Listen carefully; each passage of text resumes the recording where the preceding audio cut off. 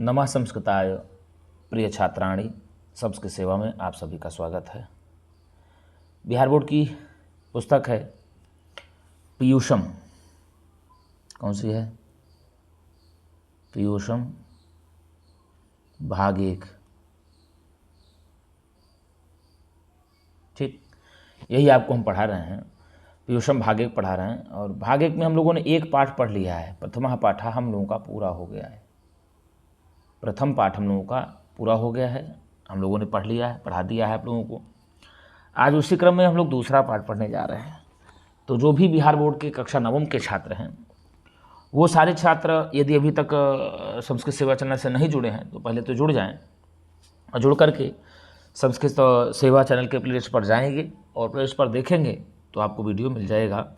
पहले पाठ में 5 श्लोकों को, 3 मंत्र 2 श्लोकों को पढ़ा दिया गया है और उसी पाठ का जो आपका प्रश्नोत्तरी है, प्रश्न है, अभ्यास प्रश्न है, उसको भी हल करा दिया गया है। उसी क्रम में आज दूसरा पाठ है, द्वितीय पाठ है। दूसरी पाठ में हम लोग आज चल रहे हैं, जिसका नाम है लोभाविष्टः चक्रधरः। लोभ आविष्टः चक्रधरः। लोभ धन आविष्टः बराबर लोभाविष्टः बन जाएगा। क्या कहा? लोभ आविष्टः लोभाविष्टः हो गया। अर्थात कहने का तात्पर्य यह हुआ, जो भी व्यक्ति इस संसार में लोभ के वशीभूत हो जाता है। किसके वशीभूत हो जाता है? जो भी व्यक्ति इस संसार में लोभ के वशीभूत हो जाता है, यानी लोभी हो जाता है, तो चक्रधरा, वो चक्रधारी हो जाता है, चक्र को धारण करने वाला हो जाता है। यानी कहने का मतलब, इस कहानी का आशय यही है कि अति लोभो न कर्तव्यः, लोभम नैव परित्यजेत्, अधिलोभाभिभूतस्य चक्रम रमति मस्तके। तो मानव को बहुत अधिक लोभ नहीं करना चाहिए। लोभ का परित्याग भी मत करिए, बहुत अधिक लोभ नहीं करनी चाहिए। अधिलोभाभिभूतस्य, क्योंकि बहुत अधिक लोभ के जो वशीभूत व्यक्ति होता है, चक्रम भ्रमति मस्तके, उसके मस्तक पर चक्र ही घूमता है। यानी वह विपत्तियों से घिरा रहता है, उसको विपत्तियाँ परेशान करती रहती हैं, आपत्तियाँ उसको घुमाए रहती हैं, परिस्थितियों में भटकता रहेगा।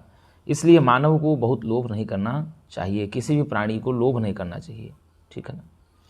तो लोभाविष्टः चक्रधरः, लोभ के कारण चक्र को धारण करने वाला या चक्रधारी। तो आइए सीधे हम लोग पाठ पर चलते हैं। पाठ क्या कहा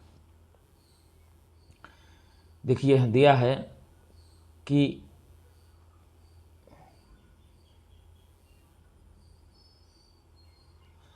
पंचतंत्रम संस्कृत साहित्यस्य अतीव लोकप्रियः ग्रंथः। यहाँ पर चर्चा आई है पंचतंत्र की। किसकी आई है? पंचतंत्र की। तो पंचतंत्र जान ले कि इसका किसकी रचना है। तो एक रचनाकार है विष्णु शर्मा। कौन है? विष्णु शर्मा। तो विष्णु शर्मा का पंचतंत्र ग्रंथ है और पंचानाम तंत्राणाम समाहारः इति पंचतंत्रम। ठीक है, 5 तंत्रों का जिसमें समाहार हो उसे ही पंचतंत्र कहा जाता है। रचना है विष्णु शर्मा की। किसकी? विष्णु शर्मा की। तो आइए, पंचतंत्रम। पंचतंत्रम यानी पंचतंत्र संस्कृत साहित्यस्य, संस्कृत साहित्य का अतीव लोकप्रिय ग्रंथ, बहुत लोकप्रिय ग्रंथ है। कैसा है गुरुजी? बहुत लोकप्रिय ग्रंथ है। पूछ लेगा कि पंचतंत्र किसका अधिक लोकप्रिय ग्रंथ है, तो आप बताएंगे संस्कृत साहित्य से। संस्कृत साहित्य का अतीव लोकप्रिय ग्रंथ है, आप दे देगा पंचतंत्र। पंचतंत्र, ठीक है, दे देगा आपको वेद, पुराण, आरण्यक। तो आप लगाएंगे, आपके अनुसार पंचतंत्र हो जाएगा। तो पंचतंत्र संस्कृत साहित्य का अत्यधिक लोकप्रिय ग्रंथ है। संस्कृत साहित्य बता दें आपको 2 भागों में है विभाजित है। कितने में? संस्कृत 2 भागों में विभाजित है, एक लौकिक और एक वैदिक। ठीक है, तो ये सारा जो है लौकिक साहित्य के अंतर्गत आता है। तो पंचतंत्र संस्कृत साहित्य का बहुत अधिक लोकप्रिय ग्रंथ है। ठीक है, पंचतंत्रम कस्य अतीव लोकप्रिय ग्रंथः, तो आप बताएंगे पंचतंत्रम संस्कृत साहित्य से अतीव लोकप्रिय ग्रंथः। पंचतंत्र रचना किसकी है, तो आप बताएंगे पंचतंत्र रचना विष्णु शर्मा की है। किसकी है गुरु जी? विष्णु शर्मा की है। फिर आगे कहा अस्य रूपांतराणि, अस्य रूपांतराणि प्राचीने काले एव नाना वैदेशिक भाषासु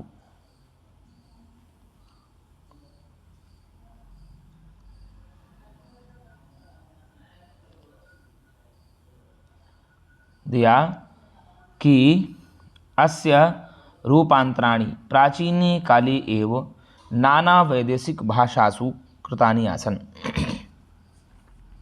इसका रूपांतरण, किसका रूपांतरण? पंचतंत्र का रूपांतरण प्राचीने काले एव, प्राचीन काल में ही, इसमें भैया प्राचीन कालेषु, प्राचीन काल में ही, तो यही कहा अस्य रूपांतराणि, इसका रूपांतरण यानी इसका अन्य रूपों में परिवर्तन यदि कहा जाए, प्राचीने काले एवं प्राचीन काल में ही नाना वैदेशिक भाषासु, नाना यानी अनेकों प्रकार की विदेश की भाषाओं में कृतानि आसन, क्या हुआ? कृतानि आसन, किए गए थे।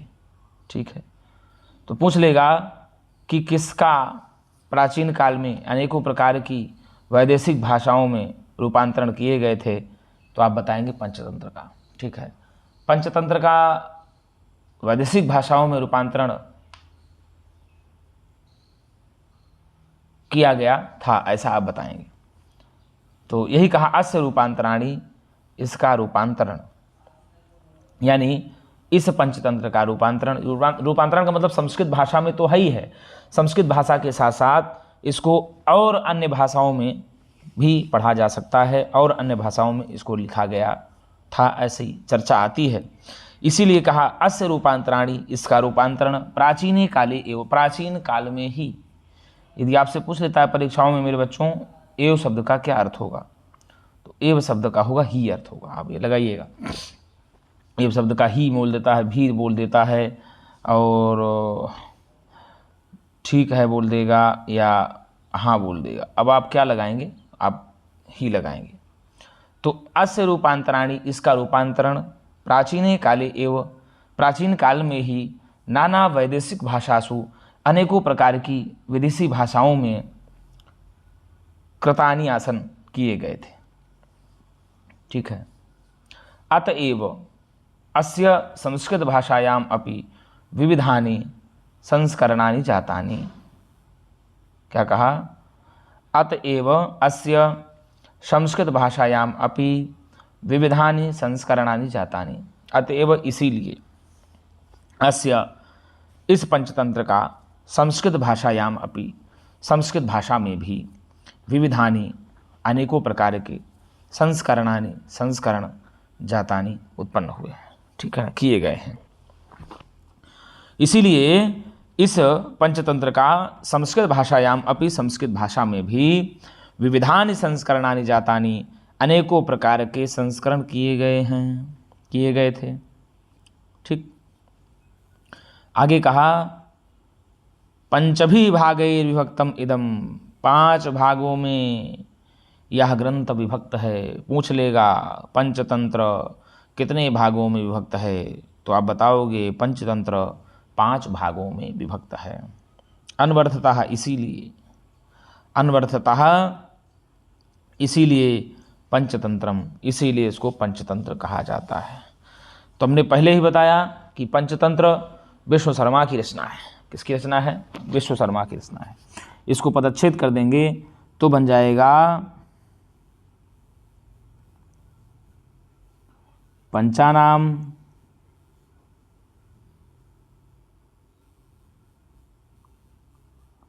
तंत्राणाम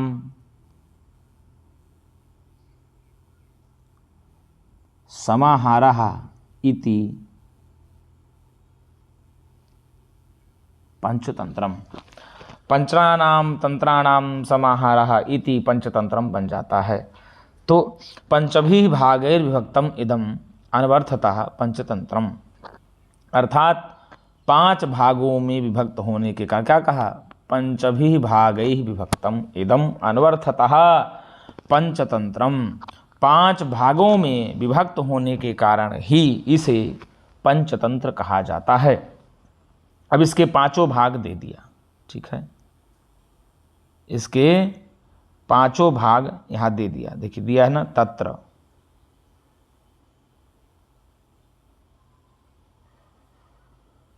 क्या कहा, तत्र मित्र भेदः, पहला भाग क्या हुआ, मित्र भेदः, दूसरा मित्र संप्राप्ति ही, तीसरा काकोतुकीयम, चौथा लब्ध प्रणासः, पांचवा अपरीक्षित कारकम च इति पंचभागाः। तो पहला भेद हुआ मित्र भेद, पहला भाग क्या हुआ, मित्र भाग हुआ, मित्र भेद हुआ, दूसरा हुआ मित्र संप्राप्ति ही, और तीसरा हुआ काकोतुकीयम, और चौथा हुआ लब्ध प्रणासः, और पांचवा हुआ अपरीक्षित कारकम। चा धन इति चेति हो जाएगा, आपसे पूछ लेगा चेति में कौन सी संधि है, चा धन इति बराबर बन गया चेति, गुण संधि हो जाएगी। कौन संधि, गुण संधि हो जाएगी आद्गुण सूत्र से, ठीक। तो चेति में आप गुण संधि बताएंगे। तो पंचभी भाग कई विभक्तम इधम अनवर्थता पंचतंत्रम, 5 भागों में विभक्त होने के कारण से ही इसको पंचतंत्र कहा जाता है, जिसमें पहला भाग मित्र भेद, यहाँ मित्र के भेद के बारे में बताया गया है। मित्र संप्राप्ति, मित्र की संप्राप्ति के बारे में बताया गया है। काकोतुकीयम, इसमें भी चर्चाएं आई हैं कि लब्ध प्रणास और अपरीक्षित कारकम, ये है। तो चेति, इसी कारण से इसको 5 भाग कहा जाता है, 5 भाग इसके हैं। फिर कहा भागस्यैव कथा विशेषः, ठीक, भागस्यैव कथा विशेषः, अर्थात अंतिम भाग का ही यह कथा विशेष है। पाठेस्मिन् संपाद्य प्रस्तुतः वर्तते, इस पाठ में लेकर के वर्णन किया गया है। अंतिमस्य देखो दिया है,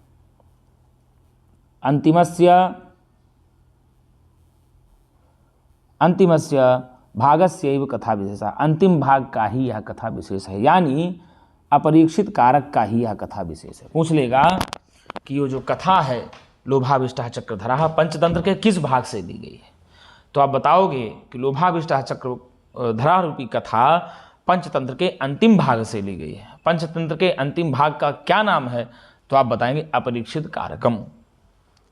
पंचतंत्र के चौथे भाग का क्या नाम है, आप बताएंगे लब्ध प्रणासः। प्रश्न आएगा पंचतंत्र के तीसरे भाग का क्या नाम है, आप बताएंगे काकोतुकीयम। पंचतंत्र के दूसरे भाग का क्या नाम है, तो आप बताएंगे मित्र संप्राप्ति ही। पंचतंत्र के पहले भाग का क्या नाम है, तो आप बताएंगे मित्र भेदः। परीक्षा में पूछ लेगा कि लोभाविष्टः चक्रधरः पाठ किस ग्रंथ से लिया गया है, तो आप बताएंगे पंचतंत्र से। यदि आपसे पंचतंत्र में ऑप्शन आएगा पंचतंत्र मार देंगे, यदि पंचतंत्र आप सामने नहीं आता तो बोलेगा अपरीक्षित कारकम से लिया गया है। तो पंचतंत्र की घटना में, पंचतंत्र की रचना में जो अपरीक्षित कारकम एक भाग है उसी से यहाँ लिया गया है, ठीक है। पूछ लेगा आपको पंचतंत्र किसकी रचना है, आप बताएंगे विश्व शर्मा की। लोभाविष्टः चक्रधरा पाठ कहाँ से लिया गया है, पंचतंत्र से लिया गया है। पंचतंत्र के किस भाग से लिया गया है, अंतिम भाग से लिया गया। पंचतंत्र के अंतिम भाग का क्या नाम है, आप बताएंगे अपरीक्षित कारकम, ठीक है। तो अंतिमस्य भागस्यैव, भागस्य धन एव भागस्यैव बन गया। क्या बना गुरुजी, भागस्य जोड़ एव भागस्यैव बन गया, वृद्धि संधि।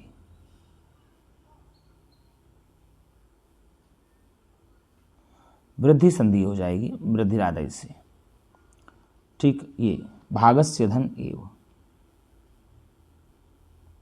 भागस्य धन एव बराबर भागस्यैव बन गया, ये बना, और संधि हो जाएगी वृद्धि संधि।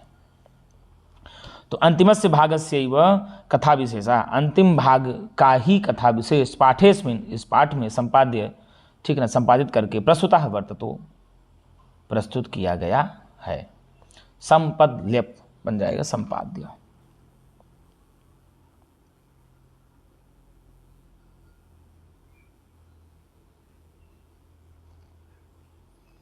ठीक। प्रस्तुतः वर्तते प्रस्तुत किया गया है। व्रत वर्तने धातु है, रूप चलता है आत्मनेपदी में। वर्तते वर्तेते वर्तन्ते, वर्तसे वर्तेथे वर्तध्वे, वर्ते वर्तावहे वर्तामहे। ठीक। अत्र लोभाधिक्यस्य दुष्परिणामः कथा व्याजेन प्रस्तुतः। यहाँ पर लोभ की अधिकता का दुष्परिणाम यानी बुरा परिणाम कथा व्याजेन प्रस्तुतः, कथाकार ने प्रस्तुत किया है। बता देगा कि भैया ये जो पंचतंत्र नामक ग्रंथ से ली गई कथा है लोभाविष्टा चक्रधरा, यहाँ पर विष्णु शर्मा ने यानी कथाकार ने लोभ की अधिकता का दुष्परिणाम ही प्रस्तुत किया है। क्या किया है? लोभ की अधिकता का दुष्परिणाम प्रस्तुत किया है। ठीक है, पूछ लेगा कि इसका सार क्या है, तो आप बताएंगे लोभ की अधिकता का दुष्परिणाम। देखो वहाँ पंचतंत्रम में प्रथमा व्यक्ति एक वचन है। ठीक, पंचतंत्रम, पंचतंत्रे, पंचतंत्राणी। संस्कृत साहित्य में षष्ठी व्यक्ति एक वचन है। आपसे पूछता है तो अतीव, अति धन इव हो जाएगा। अति धन इव बराबर अतीव बन गया, यहाँ दीर्घ संधि हो जाएगी।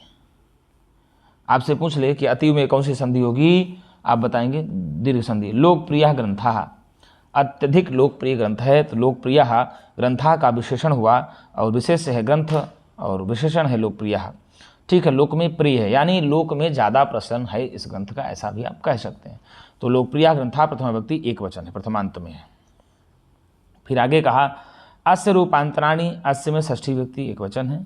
ठीक है, आप पढ़े हुए हैं पुल्लिंग शब्द का ही अस्य है और पुल्लिंग शब्द का रूप चलता है इयम, इमौ, इमे, इमाम, इमौ, इमान, अनया आभ्याम एभि, अस्य आभ्याम एभ्या। ठीक, अस्मय आभ्याम एभ्या, अस्मात् आभ्याम एभ्या, अस्य अनयोः एषाम, अस्मिन् अनयोः एषु, ऐसे रूप चलता है। तो यह अस्य षष्ठी व्यक्ति एक वचन का रूप है। रूपांतराणी प्रथमा व्यक्ति बहुवचन का रूप है। प्राचीनी काले सप्तमी व्यक्ति एक वचन है। एव अव्यय है। एव क्या है? अव्यय है, शब्द होगा अर्थ ही। नाना वैदेशिक भाषासु, नाना एक वचन में है, वैदेशिक भाषासु सप्तमी व्यक्ति बहुवचन है। विदेशी भाषाओं में, किसमें? इसका रूपांतरण प्राचीन काल में ही नाना अनेकों प्रकार की वैदेशिक भाषासु, विदेश की भाषाओं में कृतान्यासन किए गए थे। कृतान्यासन, कृतानिधन आसन, कृतान्यासन बन जाता है, यह संधि हो जाएगी। आसन, यहाँ अस धातु का लंग लकार रूप है। किस धातु का है? अस धातु का लंग लकार रूप है। अस धातु का लंग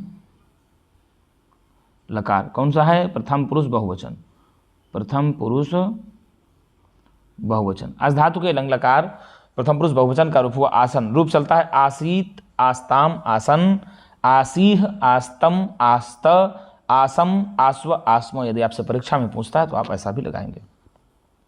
अतएव अस्य संस्कृत भाषायाम अपि विविधानि संस्करणानि जातानि। इसी कारण से इसका संस्कृत भाषायाम अपि, संस्कृत भाषा में भी विविधानि संस्करणानि जातानि, अनेकों संस्करण उत्पन्न हुए या किए गए थे। संस्कृत भाषायाम में सप्तमी व्यक्ति एक वचन है। संस्कृत भाषायाम धन अपि, संस्कृत भाषायाम अपि बन गया, व्यंजन संधि हो जाएगी। विविधानि संस्करणानि प्रथमा व्यक्ति बहुवचन है, जातानि उत्पन्न हुए, किए गए हैं। आगे दिया पंचभी भागे विभक्तम इदम, पांच भागों में विभक्त होने के कारण से अनवर्थतः पंचतंत्रम, इसीलिए इस ग्रंथ को पंचतंत्र कहा जाता है। पंचभी धन भागई ही, तो पंचभी भागई ही में विसर्ग संधि हो जाएगी। क्या लिखेंगे आप? पंचभी भागई ही, तो बन जाएगा पंचभीर भागई ही, विसर्ग संधि हो जाएगी। अब पंचभी भागई ही विभक्तम, यानी पंचभी भागैर विभक्तम में भी विसर्ग संधि हो जाएगी। कैसे बनेगा?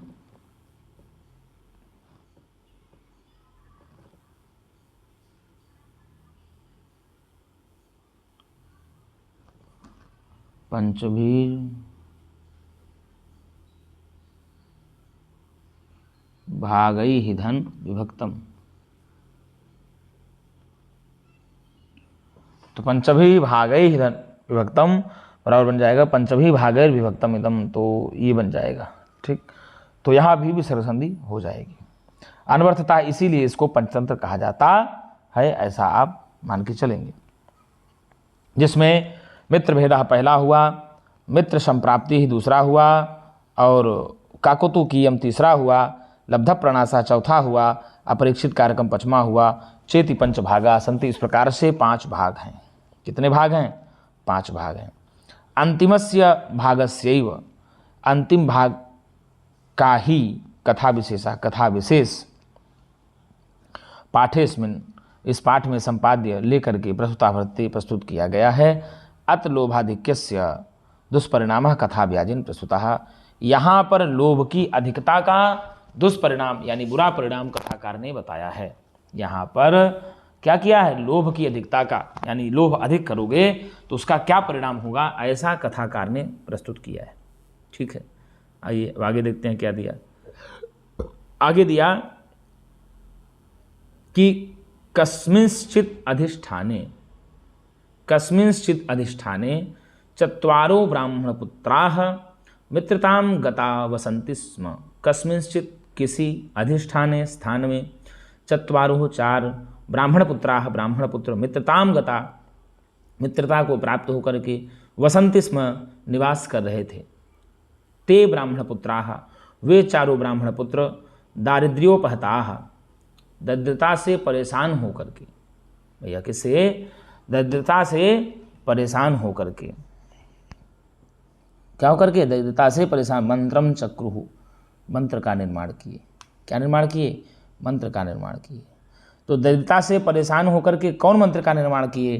तो आप बताओगे ब्राह्मण पुत्राः, चारों ब्राह्मण पुत्र दरिद्रता से परेशान होकर के मंत्र का निर्माण किए। तो ब्राह्मण पुत्र कितने थे? ब्राह्मण पुत्र 4 थे। ठीक है, तो कस्मिंश्चित् अधिष्ठाने, किसी स्थान पर चत्वारो ब्राह्मण पुत्राः 4 ब्राह्मण पुत्र मित्रतां गता वसन्ति स्म, अर्थात मित्रता को प्राप्त होकर के निवास कर रहे थे या रह रहे थे। ते दारिद्र्योपहताः, वे सब दरिद्रता से उपहत होकर के, दारिद्र्य धन उपहताः बन गया दारिद्र्योपता यण संधि।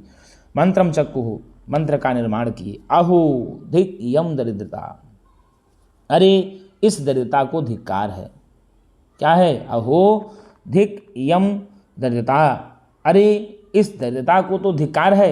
ये दरिद्रता हम लोगों से कब दूर जाएगी? उक्तंचा, और बोलते हैं, क्या बोलते हैं?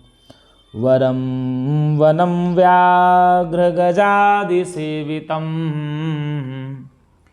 जनेन हीनं बहुकंटकावृतम् तृणानि शय्या परिधानवल्कलम् न बंधुमध्ये धनहीन जीवितम्।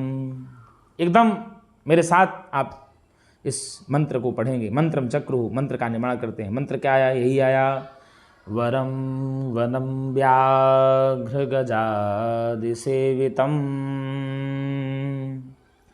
जनेन हीनं बहुकंटकावृतम् तृणानि शय्या परिधानवल्कलम्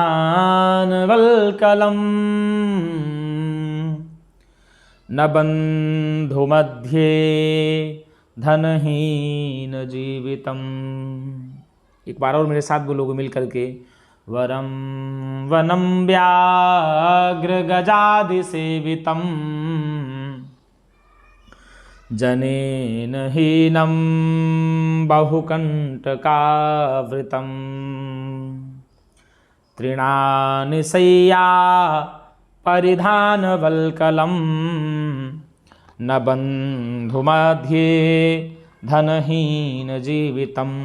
तो चौथी लाइन को पहले हम लेंगे, बंधु मध्य धनहीन जीवितम ना।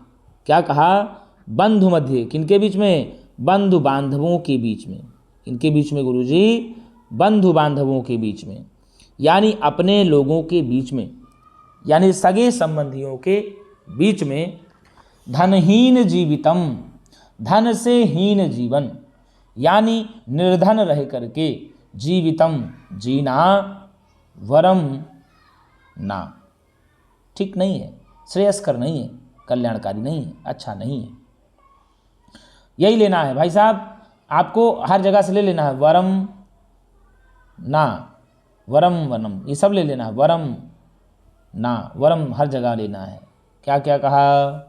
न बंधु मध्य, अर्थात अपने बंधु बांधवों के बीच में, अपने सगे संबंधियों के बीच में। धनहीन जीवितम, धन से हीन रह करके, निर्धन रह करके, यानी भिखारी की जिंदगी जी करके। वरम ना, ठीक नहीं है। अपने लोगों के बीच यदि भिखारी बन के जीना पड़े, अपने लोगों के बीच यदि धनहीन रह करके जीना पड़े, तो वो ठीक नहीं है। और अब सबके लिए कहता है भाई साहब कि अपने लोगों के बीच में धन से हीन रहना ठीक नहीं है। यदि अपने लोगों के बीच में धनहीन रह करके ठीक नहीं है रहना, तो बताइए किनके बीच में रहना ठीक होगा? तो वो कहा, आगे कहता है श्लोक में, क्या कहा? वनम व्याघ्र गजादि सेवितम वरम वनम। क्या कहा? व्याघ्र गजादि सेवितम वनम वरम। व्याघ्र गजादि कह दिया, गजादि कहकर गज धन आदि, गजादि बन गया।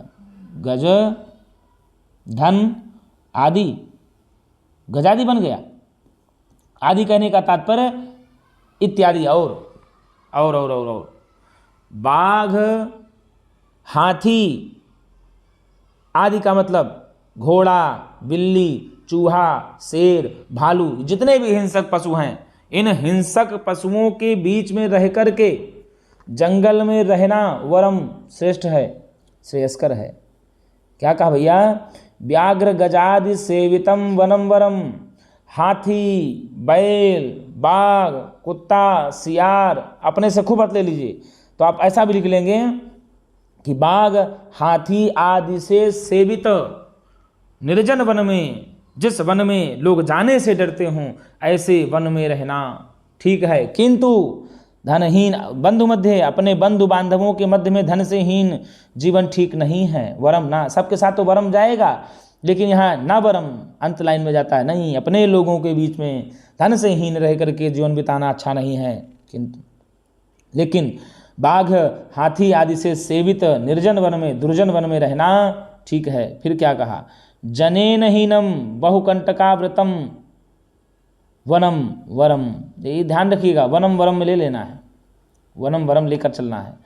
तो जनेन हीनम, लोगों से हीन, जहाँ पर लोगों की परछाई का भी नाम ना हो, जहाँ पर लोगों की परछाई का भी नाम ना हो, मतलब बहुत ही भयानक वन हो।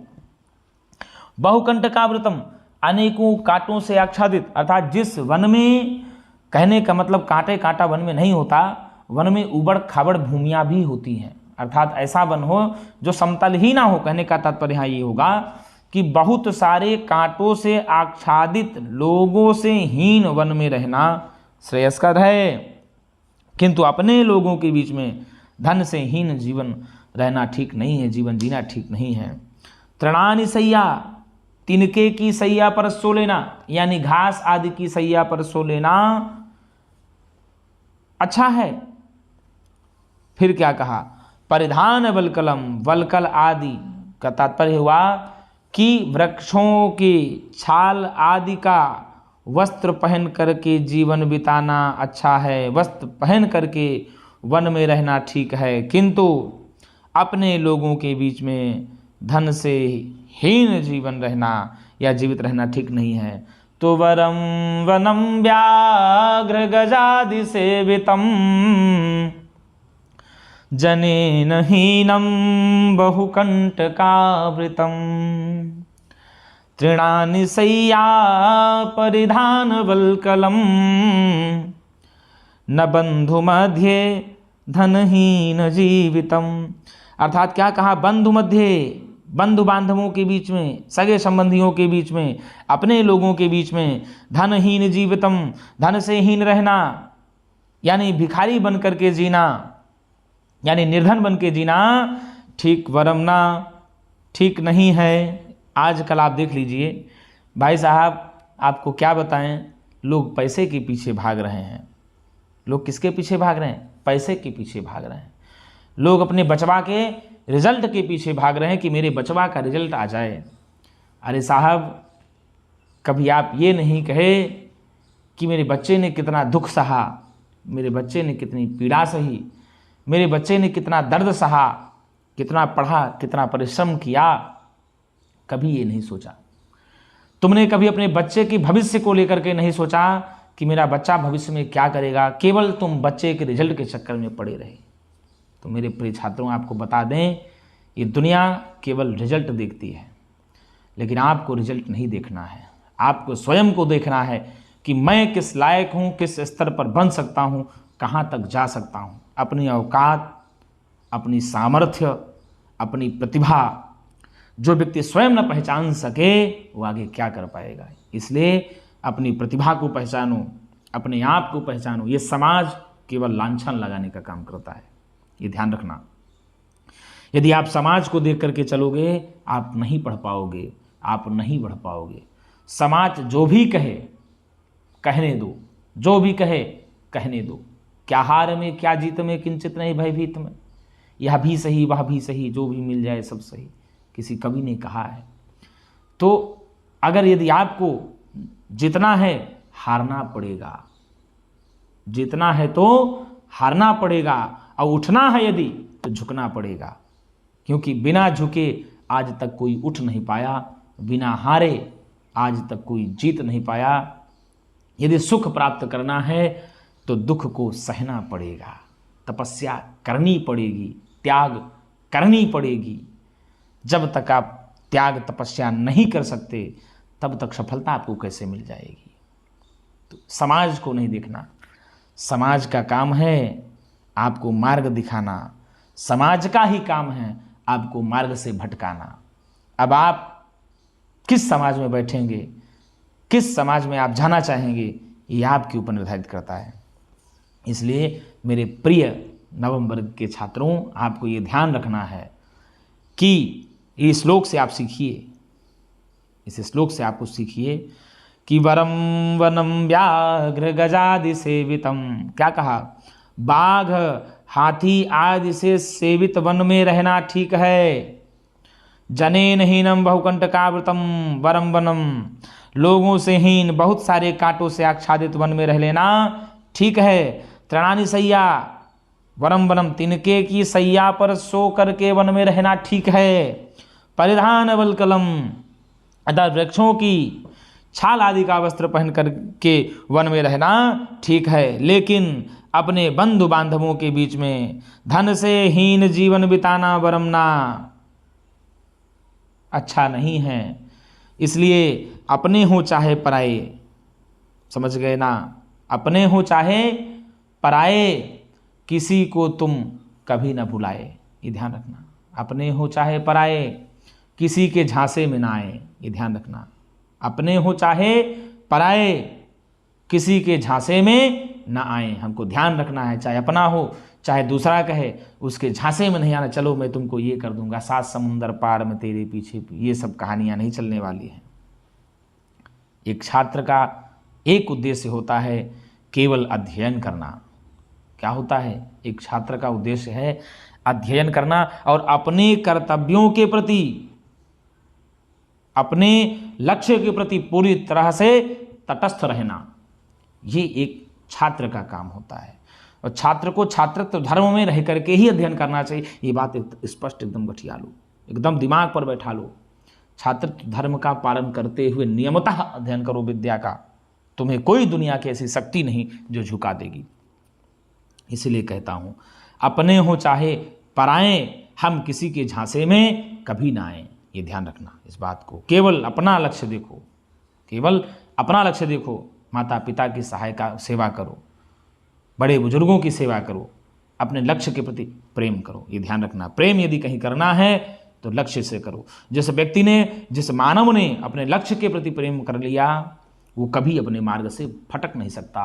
और जिसने लक्ष्य को ही प्रेम नहीं किया, लक्ष्य के इतर प्रेम कर लिया, तो वो मार्ग से भटक ही जाएगा, उसमें कोई दो राय नहीं।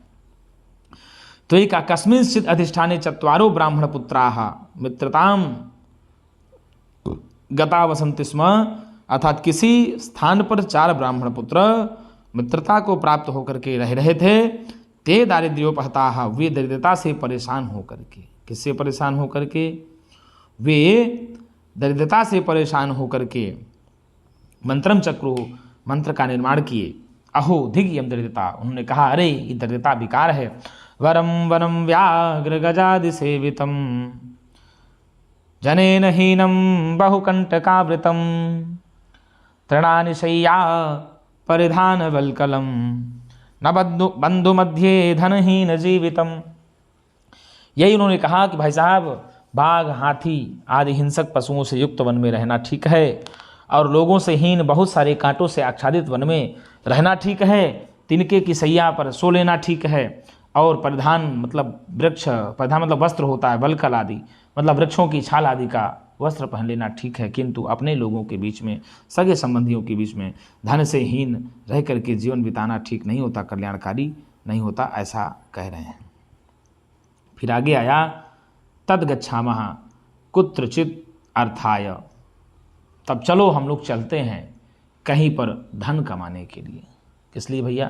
तब चलो हम लोग चलते हैं कहीं पर अर्थ कमाने के लिए, धन कमाने के लिए। इति सम्मंत्र्य, ऐसी मंत्रणा करके, वो चारों ब्राह्मण पुत्र ऐसी आपस में मंत्रणा करके, ऐसी चर्चा करके, स्वदेशम परित्यज्य, अपने देश को छोड़ करके प्रस्थिताः, चल दिए, चले गए। ठीक है, तद गच्छामः, तो यहाँ जो तत् धन गच्छामः, तद गच्छामः बन गया, जस्तो संधि हो जाएगा, व्यंजन संधि हो जाएगी। ठीक है, कौन सी संधि? तत् धन गच्छामः, तद गच्छामः बन गया। ठीक है, व्यंजन संधि होगा, आपसे इसमें पूछ लेगा तो बताएं। कुत्रचित अर्थाय, कुत्रचित धन अर्थाय। ठीक, कुत्रचित धन अर्थाय, ऐसा करेंगे आप।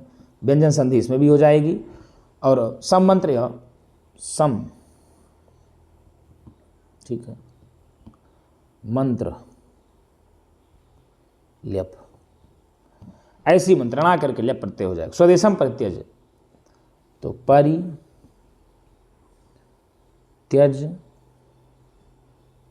ल्यप परित्यज बन जाएगा।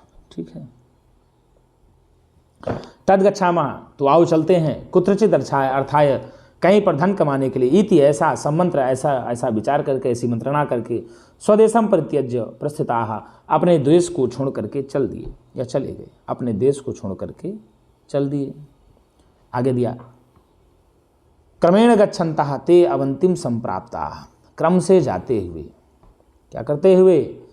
क्रम से जाते हुए वे सारे ब्राह्मण पुत्र अवंती पहुँचे। कहाँ पहुँचे? अवंती पहुँचे। तो प्रश्न आ जाएगा कि ब्राह्मण पुत्र सर्वप्रथम किस स्थान पर पहुंचते हैं? तो ब्राह्मण पुत्र सर्वप्रथम अवंती पहुंचते हैं। कहाँ पहुंचते हैं? अवंती। अवंती को आजकल उज्जैन कहते हैं, उज्जैन को ही अवंती कहा जाता है। उज्जैन में ही महाकाल का मंदिर है। कभी भी मेरे प्रिय छात्रों अवसर मिलेगा, कभी परिवारजनों के साथ घूमने का मौका मिला तो एक बार महाकाल जरूर जाना। अपने पिताजी से, माताजी से निवेदन करो, विनती करो, गर्मियों की छुट्टी में, खाली समयों में, जब आपका पाठन इत्यादि का कार्य ना चल रहा हो, आप सारे कार्यों से निवृत्त हो जाए हों, आप खाली समय में बैठे हों, तो आपको कहीं भ्रमण करने का यदि मन कर जाए, इच्छा कर जाए, तो आप एक बार अपने परिजनों से जरूर याचना करिएगा कि पिताजी मुझे महाकाल चलना है, मुझे बाबा के दर्शन करने हैं महाकाल जा कर के।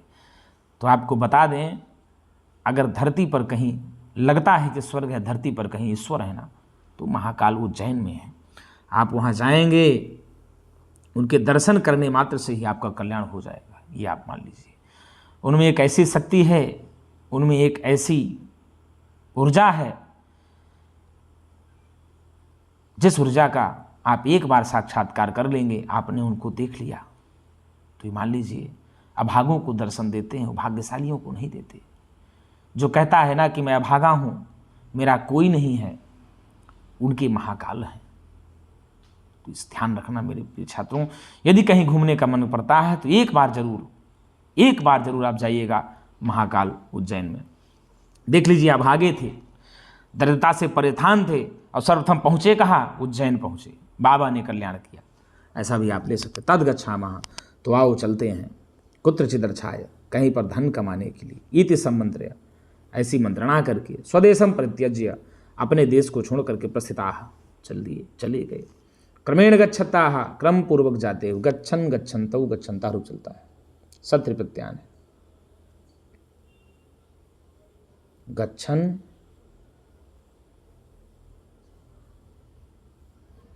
गच्छन्तौ गच्छन्तः, ठीक। सन संतौ संता, सत्र प्रत्यय, गम से सत्र होकर के गच्छन हो जाता है, ठीक।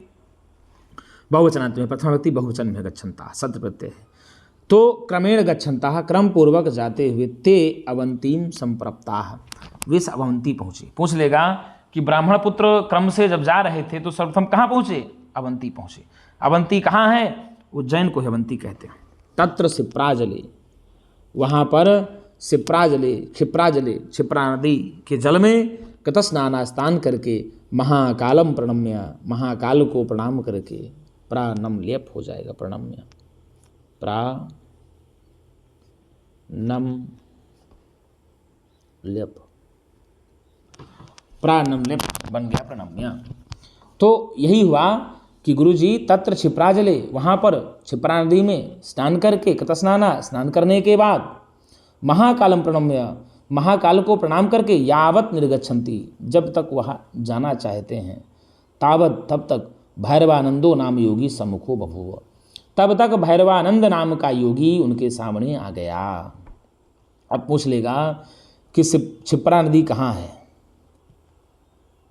क्षिप्रा नदी कहाँ है? तो आप बताएंगे क्षिप्रा नदी उज्जैन में है, अवंती में है, ठीक है। क्षिप्रा नदी में किसने स्नान किया? आप बताएंगे चारों ब्राह्मण पुत्रों ने स्नान किया। महाकाल का मंदिर कहाँ है? आप बताएंगे उज्जैन में है। कहाँ है?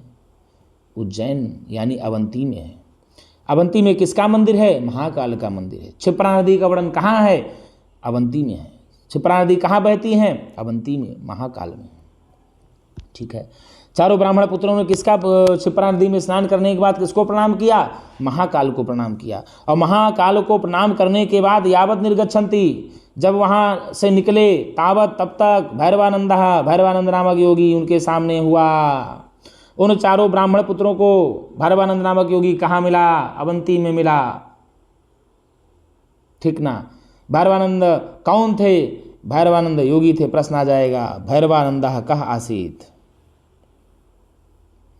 भैरवानंदः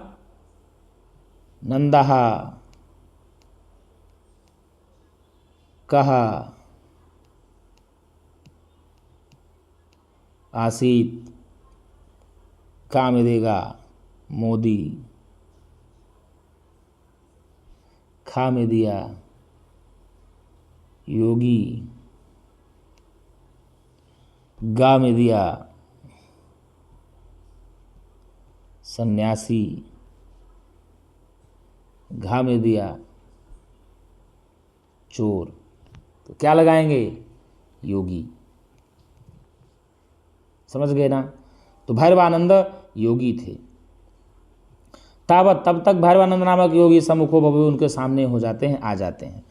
तेन ते पृष्ठाः, उनसे वे पूछते हैं, उनसे भैरवानंद योगी पूछते हैं, कुतः भवन्तः समायाताः, आप लोग कहाँ से आए हैं? आप लोग कहाँ से आए हैं? किम प्रयोजनम, आप लोगों का क्या प्रयोजन है? ऐसा भैरवानंद योगी पूछते हैं। ऐसा भैरवानंद योगी पूछते हैं, ठीक है ना। इसके बाद आपका यही होगा। तो यही कहा गुरुजी कि तेन ते पृष्ठाः, उनसे वो पूछते हैं, कुतः भवन्तः, कहाँ से आप लोग, समायाताः, आए हुए हैं, किम प्रयोजनम, आप लोगों का प्रयोजन क्या है? ऐसा कौन पूछते हैं? तो आप बताएंगे भैरवानंद योगी पूछते हैं। भैरवानंद योगी किससे पूछते हैं? तो उन ब्राह्मण पुत्रों से पूछते हैं। क्या पूछते हैं? आप लोग कहाँ से आए हैं और आप लोगों का प्रयोजन क्या है? ऐसा भैरवानंद योगी पूछते हैं। तो इस प्रकार से हम लोगों ने आज लोभाविष्टा चक्रधरा को संक्षेप में पढ़ लिया और भैरवानंद योगी उनसे क्या पूछते हैं ये भी जाना। अभी तो वह क्या प्रयोजन है इतना पूछा है। अब क्या प्रयोजन है इसकी चर्चा हम लोग दूसरे वीडियो में करेंगे, कल करेंगे, यानी भाग 2 में करेंगे। किस में करेंगे? भाग 2 में करेंगे। हम लोगों ने आज संक्षेप में पढ़ लिया। क्या पढ़ा गुरुजी? कि देख लीजिए, लोभाविष्टा चक्रधरा, अर्थात लोभ के कारण वशीभूत होने पर चक्र को धारण करने वाला। यही पढ़ा हम लोगों ने, देखिए दिया है पंचतंत्रम संस्कृत साहित्य से अतीव लोकप्रिय ग्रंथः। पंचतंत्र संस्कृत साहित्य का अत्यधिक लोकप्रिय ग्रंथ है। अस्य रूपांतराणि प्राचीन काले एवं नाना वैदेशिक भाषासु कृतानि आसन्। इसका रूपांतरण प्राचीन काल में ही अनेकों प्रकार की वैदेशिक भाषाओं में किया गया था। अतएव अस्य संस्कृत भाषायाम अपि विविधानि संस्करणानि जातानि। इसीलिए इसका संस्कृत भाषा में भी अनेकों प्रकार के संस्करण हुए। पंचमी भागे विभक्तम इदम, 5 भागों में विभक्त होने के कारण यह पंचतंत्र नामक ग्रंथ अनवर्थता है, इसीलिए इसको पंचतंत्र कहा जाता है। और तत्र इस पंचतंत्र के 5 भाग हैं, आप जानते हैं, जिसमें मित्र भेदा, पहला मित्र भेद, दूसरा मित्र संप्राप्ति ही, तीसरा काकोतुकीयम, चौथा लब्ध प्रणाशः, 5वां अपरीक्षित कारकम। ठीक है, तो 5 भाग बताए गए हैं। चेति चाधन इति चेति गुण संधि हो जाएगी। पंच भागा संति, इसमें 5 भाग हैं। अंतिमस्य भागस्यैव कथा विशेषः पाठेस्मिन् संपाद्य प्रस्तुतो वर्तते। अंतिम भाग का ही कथा विशेष लेकर के इस पाठ में प्रस्तुत किया गया है। और आगे कहा अत्र लोभाधिक्य से दुष्परिणाम कथा व्याजन प्रस्तुतः। यहाँ पर लोभ की अधिकता का दुष्परिणाम ही कथाकार प्रस्तुत किए हैं। और इसमें बताते हैं, वो क्या बताते हैं, कस्मिंश्चित् अधिष्ठाने किसी स्थान में 4 ब्राह्मणपुत्राः, 4 ब्राह्मणपुत्र मित्रताम गता वसंति स्म, मित्रता को प्राप्त होकर के क्या कर रहे थे, रह रहे थे। यहाँ स्म हो जाएगा, ठीक है ना, ये प्रेजेंट टेंस जिसमें आप कहते हैं प्रेजेंट का नहीं पर पास्ट इंडेफिनिट टेंस जिसमें पास्ट में रह रहे हो उसके प्रयोग में ये हो जाता है, स्म का प्रयोग हो जाता है। तो वसंति स्म निवास कर रहे थे। ते दारिद्र्योपहता मंत्रम चक्रुः, वे दरिद्रता से परेशान होकर के वे सारे मंत्र का निर्माण किए। किसका निर्माण किए, मंत्र का निर्माण करिए। अहो धिग्यम दरिद्रता, और बोलते हैं कि इस दरिद्रता को धिक्कार है। वरम वनम व्याघ्र गजादि सेवितम जनेन हीनम बहुकंटकावृतम तृणानि शय्या परिधान वल्कलम न बंधु मध्य धनहीन जीवितम। अर्थात बाघ, हाथी आदि से सेवित वन में रहना ठीक है, लोगों से हीन, बहुत सारे कांटों से आच्छादित वन में रहना ठीक है, तिनके की शैया पर सो लेना ठीक है।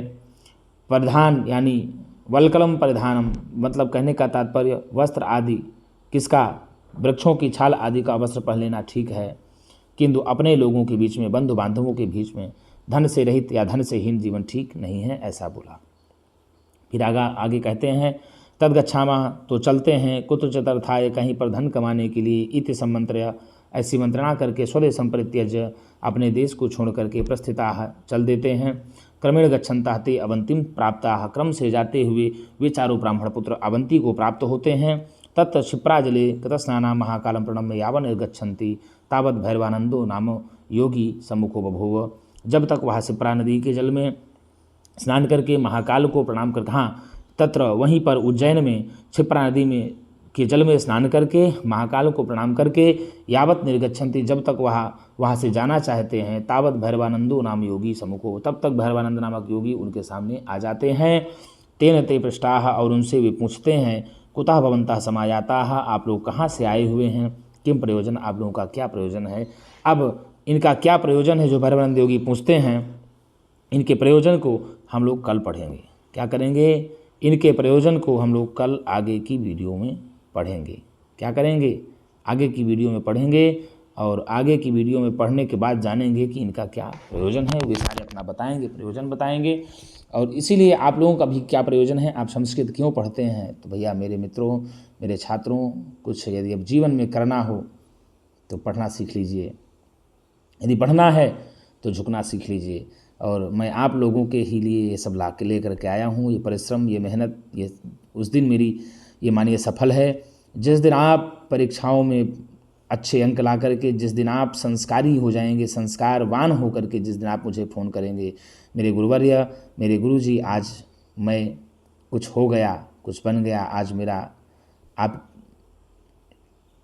आपके परिश्रम ने मेरे लिए रंग लाया, तब मुझे खुशी होगी, तब मुझे एक लगेगा, एक अंतःकरण की अनुभूति होगी कि वास्तव में आज मैंने आपके लिए कुछ किया है और आपने भी अपने लिए कुछ किया है। ये ध्यान रखना है, आपको भी ये ध्यान रखना है कि आप भी अपने लिए कुछ ना कुछ कर रहे हैं मेरे प्रिय छात्रों, क्योंकि आप यदि इतना परिश्रम कर रहे हैं तो ये मान लीजिए यदि आपके गुरुजी आपके लिए परिश्रम कर सकते हैं तो आपको भी परिश्रम करना चाहिए, ईमानदारी से करना ही चाहिए।